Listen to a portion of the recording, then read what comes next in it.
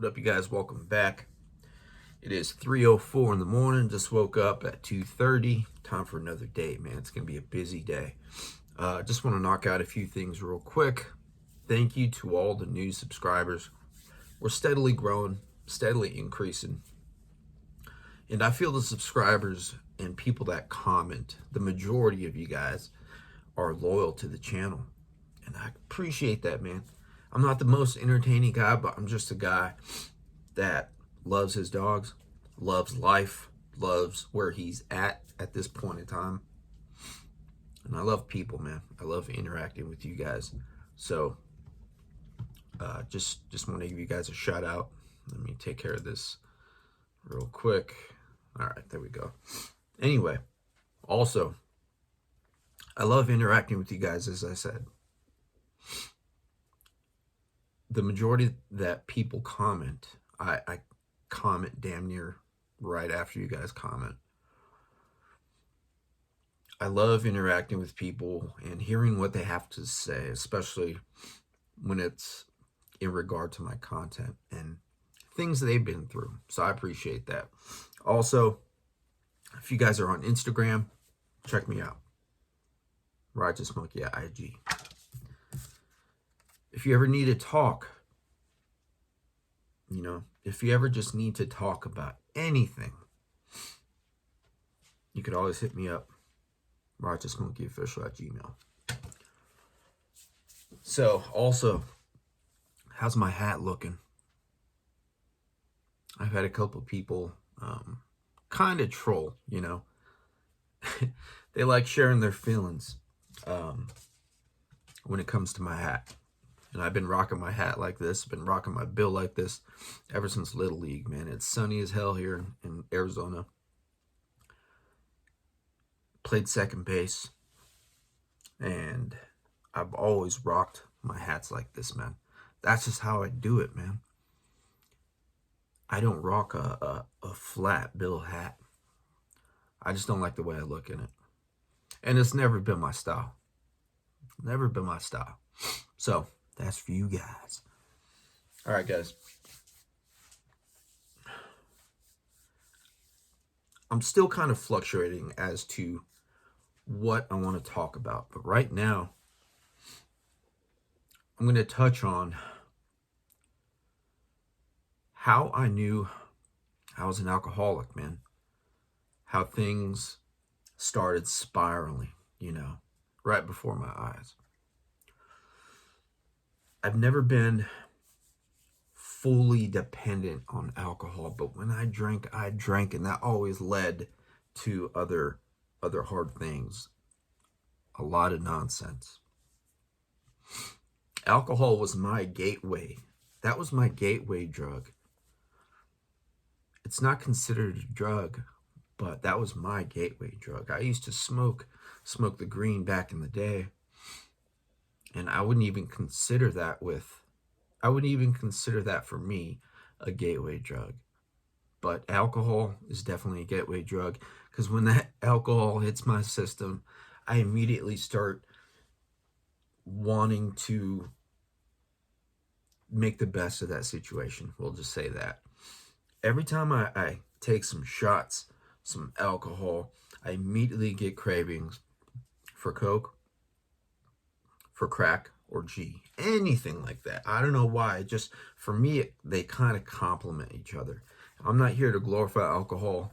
That's just the effect it has on me. In NA, they talk about the allergy, right? The allergy. I have that allergy. I have that genetic issue. I have that genetic response to where once it's in my system, it not only triggers me physically, but mentally as well. I could be clean and sober for a while, have that drink. Maybe the next day or a few days later, boom, that thought will pop in my head.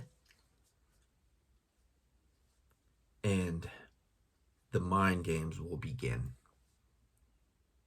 The mind games will begin, man. I'm not I don't have standard genetics. What I mean by standard is I have,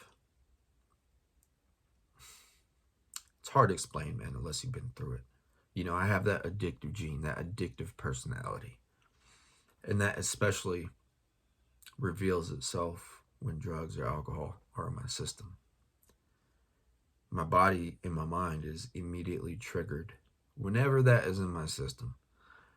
And that only just make things harder for myself. There were so many red flags when I first started drinking. I got a DUI 21 days after my 21st birthday, September 22nd, 2001. Long story short, coming home from a strip club 2 blocks away from my parents' house. Apparently my license plate light was out. I saw this van, this vehicle approaching. It was dark. You know, we kind of lived in the mountains on the outskirts of town. I saw this vehicle approaching fast. Soon as it was almost behind me, boom, the lights hit. And knowing my luck, it was a DUI van. This guy was trying to get answers out of me, but all I had for him was no, no, no. Are you drunk? No. I smell alcohol? No. What's your name? No. You know, I was scared, bro. Scared. 21 years old. Getting pulled over. I've never seen a van like this. He had all the equipment needed to tell if I was drunk or not. Sure, he had his training. He had his training that you learn in the academy.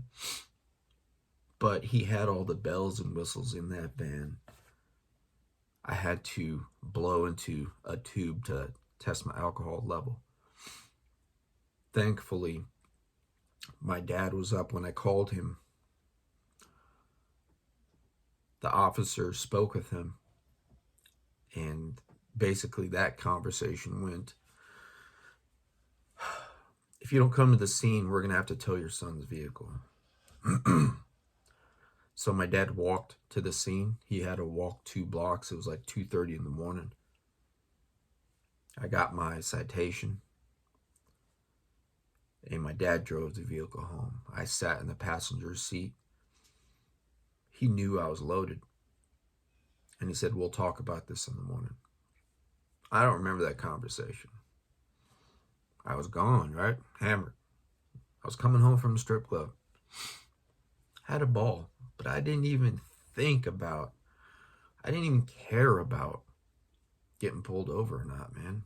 I was just having fun with my boy and looking at these beautiful women on stage. Then I got a DUI. Thankfully, no one got hurt. Thankfully, I didn't crash. The fines, the penalties back then, my fine was only like $475. I had to do 10 days in jail, but they suspended 9. So I only had to do 24 hours in there. That was my first time in jail. And I had to take a Mothers Against Drunk Driving class. That was the last requirement. And I had to take some other classes, but the last thing was a Mothers Against Drunk Driving thing.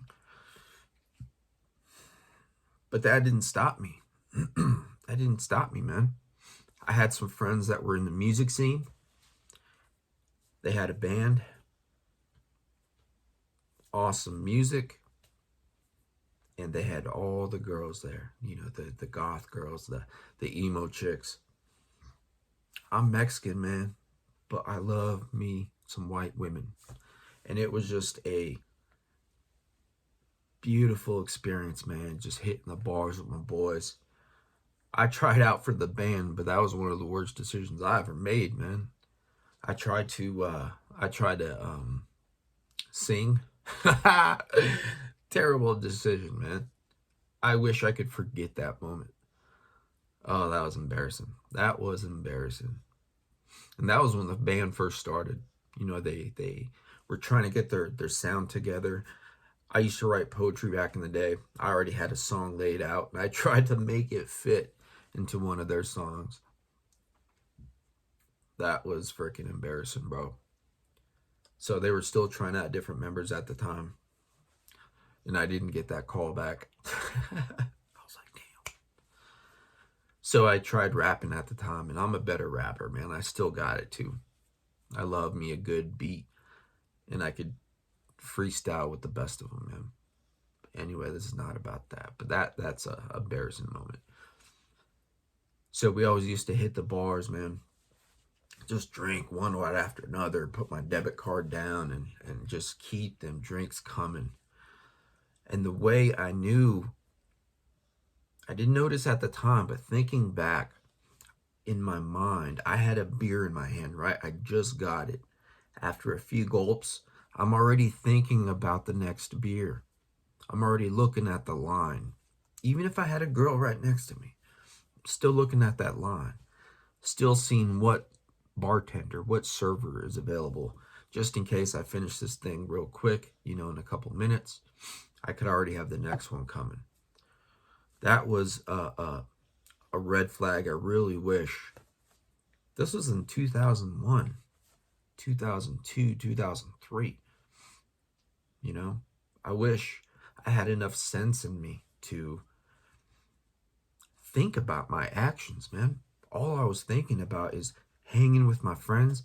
I'm an only child, so any brotherhood that I have, I really appreciate. I'm pretty sure I appreciate the brotherhood more than a standard person. I don't have any brothers, no sisters. I've always had dogs, but I really appreciate brotherhood. It feels good. It feels good to be accepted. I am not a follower, never been a follower. I like leading by example, but I appreciate brotherhood. So that sense of community for me, I love it. So many girls at the bars, we would hang out. Come 1 o'clock, 1:30, we'd be trying to gather everybody, at our table. Any new girls that we'd meet, we'd tell them, hey, we're going to go to the spot after party. It's going to be lit. We already had some guy go buy some alcohol. And then we'd all meet at the party and then just continue that party. I've always been the type to continue the party. I've always been that guy involved with different people that were partying. I was known for the partier. I was also known for pulling these girls, man. Pulling these girls. Didn't matter what stage of my life I was at. I had no problem with girls. And I'm sure they appreciated that. I appreciated that too. But anyway, gather everyone up, different vehicles, and then we just have a line of cars, man, just like the president, on to the next party. Then the drugs came, right? The alcohol, as they say, lowered my inhibitions. I didn't care, man. I didn't care. It wasn't even on my mind. I was just trying to get a piece of ass, you know what I mean? Just having fun. Even if I worked the next day. There was a couple times I pulled some all-nighters. I was working at a hotel at the time, one of my first hotel jobs. There was this one night I stayed up all night, dude, and I had to do some bumps just to get through the day. I would take a break from the front desk, go throw up in the bathroom, and then go back to the front desk. Hey, how you doing? Welcome. How's your stay? Everything all right? If there's anything else you need, just feel free to give me a call. Just had to put up that front, but inside I was like, ridiculous, bro. So many red flags. So many freaking red flags, man. As time would go on, I'd still be the same way. One of the things that my dad and I used to like doing would go watch. We'd go to this local bar down the road, watch some UFC, watch some boxing. I would only have a few beers with him, but they were the freaking tall glasses of beer, nice cold beer. I'm not glorifying it. That's just how it was. That's how it is. And that's how it always will be, man. I'm not gonna lie. I wouldn't mind having a beer. Love me some beer. Love me some beer. But I know what will happen. I know what will happen. But we'd be at these bars. The drinks would be coming. My dad would have his drinks coming, and we'd be eating some wings. It's nice being in an environment with a bunch of people that are there for the same reason you are. I'm not talking about continuously drinking. I'm talking about just being in the environment. Bunch of people love watching a UFC fight. Just having that type of environment, people cheering, people getting hammered, and just celebrating their evening, right? Just living life.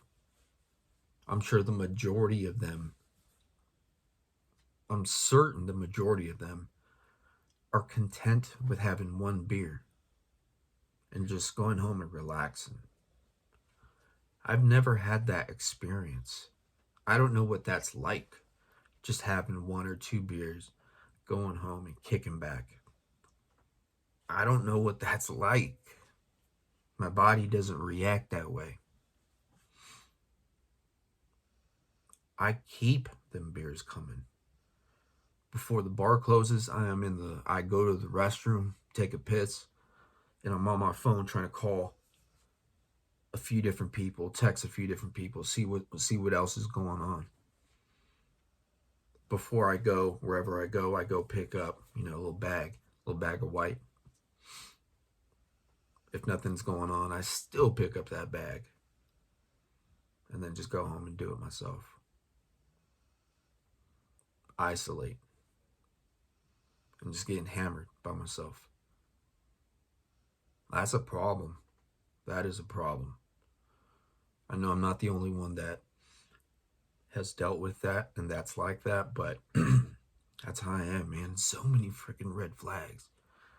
My dad would be like, well, are you sometimes he would give me home or give me a ride home. Sometimes I'd drive myself home and he would drive home as well.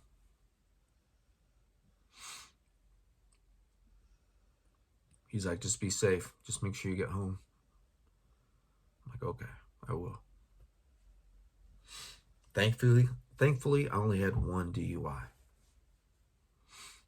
Thankfully, I got to the point to where I could stop all that. After multiple detoxes, not for alcohol, but after multiple detoxes, jails, prisons. Not prisons, I was been in prison once, but multiple jails and detoxes and rehabs.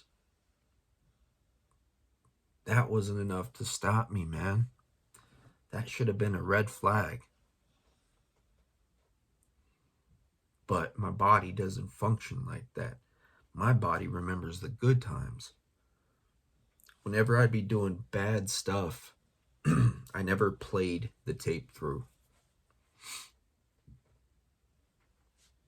If you're familiar with that, that basically means if you do this, these things will happen. If I do that, those things will happen. I never did that. I always played the positive, crooked tape through.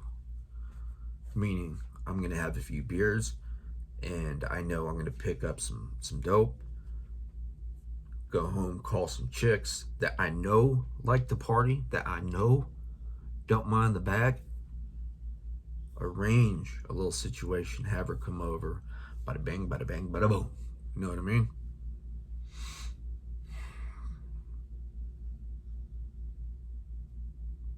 After my first DUI, I never asked myself, am I an alcoholic?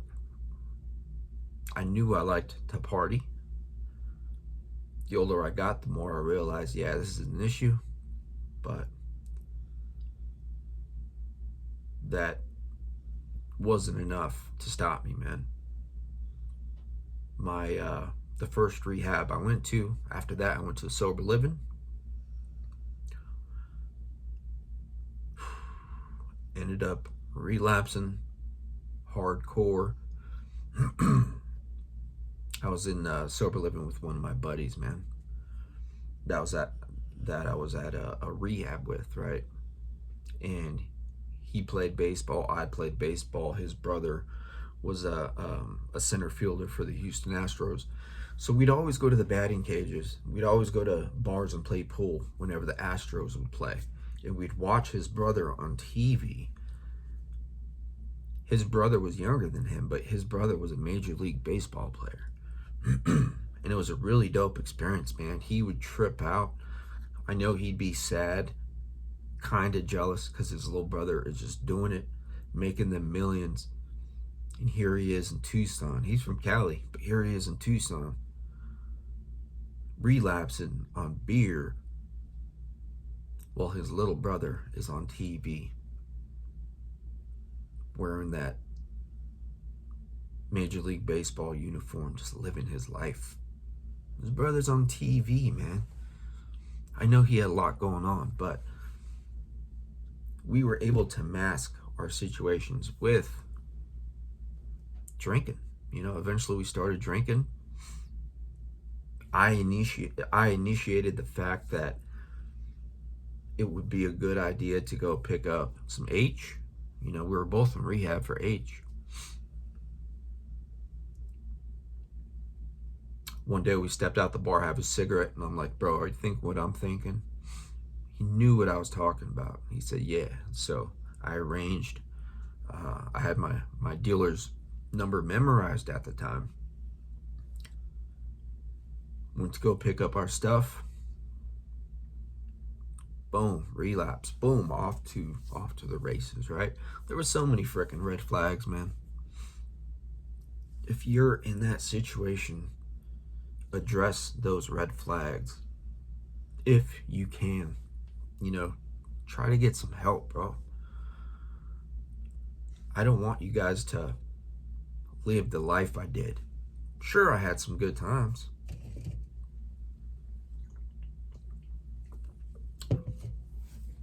I tell these stories. I speak on the situations I've been through so you guys don't have to live that life. So you don't have to make the same decisions that I made.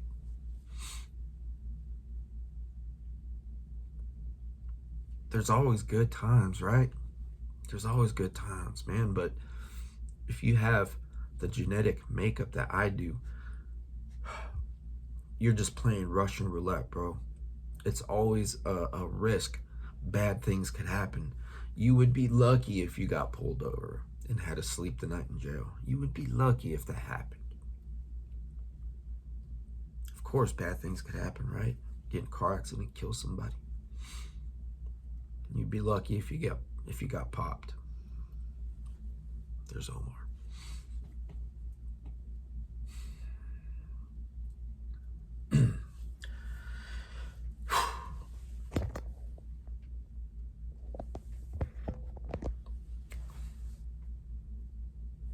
Address those red flags.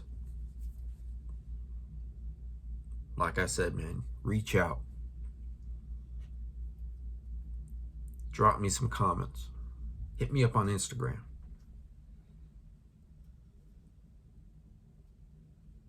Thanks for listening, guys.